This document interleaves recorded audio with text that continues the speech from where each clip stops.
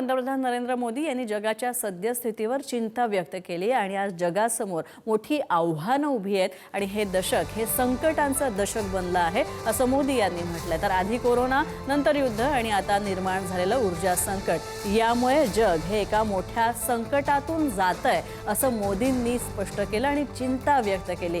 जर वेळीच परिस्थिती बदलली नाही तर गेल्या काही दशकांमधील प्रगती ही वाया जाईल आणि जगासमोर एक मोठी लोकसंख्या पुन्हा गरिबीच्या दलदलीमध्ये ढकलली जाईल अशी भीती मोदींनी बोलताना व्यक्त केली।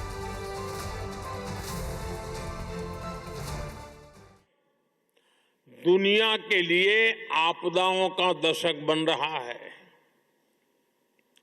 हम सभी देख रहे हैं, अगर ये स्थितियां तेजी से नहीं बदली गई तो बीते अनेक दशकों की उपलब्धियों पर पानी फिर जाएगा। भारत और नीदरलैंड मिलकर एक ट्रस्टेड, ट्रांसपेरेंट और फ्यूचर रेडी सप्लाई चेन बनाने में जुटे हैं। राज्यात कुठलंही ऊर्जा संकट नाही, आपल्याला आवश्यक त्यापेक्षा जास्त ऊर्जा आज आपल्याकडे आहे।